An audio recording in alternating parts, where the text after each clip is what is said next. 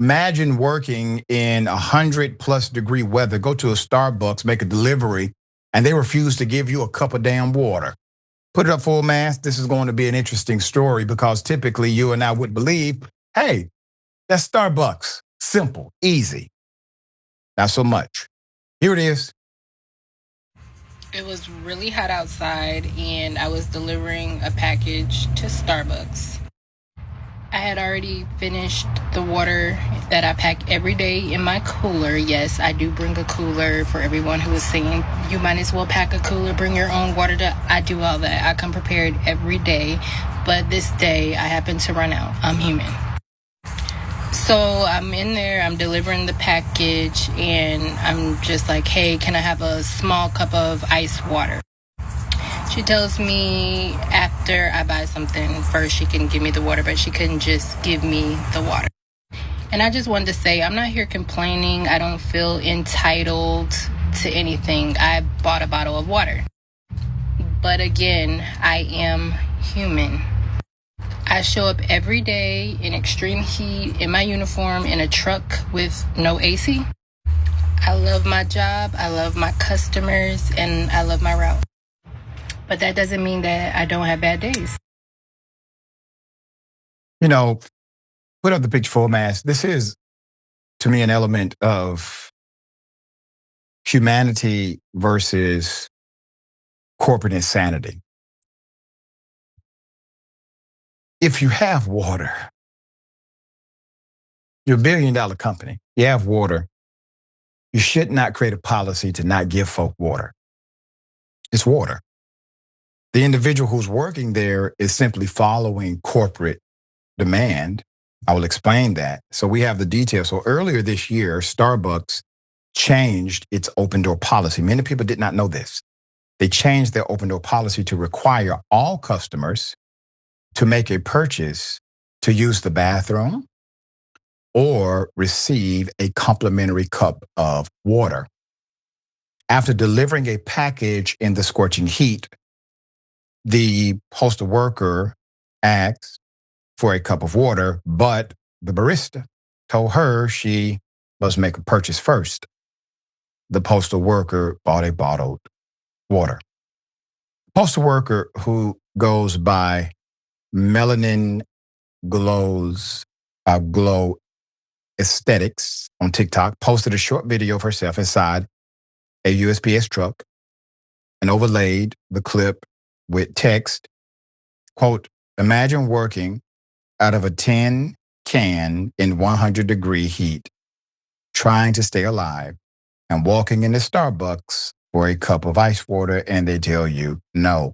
Quote, I am human. I show up every day in extreme heat in my uniform, in a truck with no AC. I love my job. I love my customers, and I love my route. But that doesn't mean I don't have bad days, she said in the video. The postal workers' TikTok page was flooded with responses from people who were shocked that Starbucks did not offer a complimentary water. Quote, I think Starbucks can afford a cup of water, one TikToker user posted. Another quote, a couple of years ago, we were all calling essential workers heroes. Now we can't give out a cup of water. Another comment read, another quote, a carrier died from the heat. We need to show each other more compassion. Someone else wrote, quote, a postal worker being denied water speaks so much to how low we have gone to humanity. I used to give mine Christmas gifts. Another person wrote, there are often news reports of workers dying from heat-related incidents. Starbucks recently faced backlash after barista told a woman she had to, quote, get in line after she requested a cup of ice water to help her husband who was suffering from a medical emergency. The couple left the shop and were given a water at a cafe across the street. Last month, a mail carrier who was 28, was a 28-year employee with the United States Postal Service, died after collapsing on his mail route in Dallas, Texas, while working in brutal 90-degree temperatures. In June 2024, 51-year-old Wednesday Johnson was found unresponsive at a post office in North Carolina right after making mail deliveries in a USPS truck with no air conditioning while enduring intense summer heat. Her family members believe she died of a possible heat stroke. These are the ones we know about. Believe me, there are many we do not. So there are a couple of issues here. One, lack of humanity, adverse policy. So let's deal with that. And then I'll get to the USPS. For those who are working in an industry where you have water available to you, damn it, give it to somebody who needs it. I don't care what the policy says. And if they fire you for giving out water, make sure you contact us. All right? Water can save somebody's life on a hot day, period. So let's put that aside. Policy-wise, shame on you, Starbucks, for being a company that allegedly is rooted in all of these great progressive values, but year by year, you get less progressive, you get more corporate, and in some aspects, you're exceeding the heartlessness of other corporations. Now, people can't get a cup of damn water for free. The PR, the negative PR that this will bring to you, will not be worth the freely available water that you have at your disposal at your companies. So shape up. 3, United States Postal Service. I think it is now time for you to give air-conditioned units to your workers, even if these units are portable, temporary, and utilized for the summertime. The woman had a great point. She's basically in a tin can in 100+ degree weather. We got to do better. All right, dear brother, thoughts? Well, Dr. Richey, last fiscal year, Starbucks made $36.2 billion in revenue.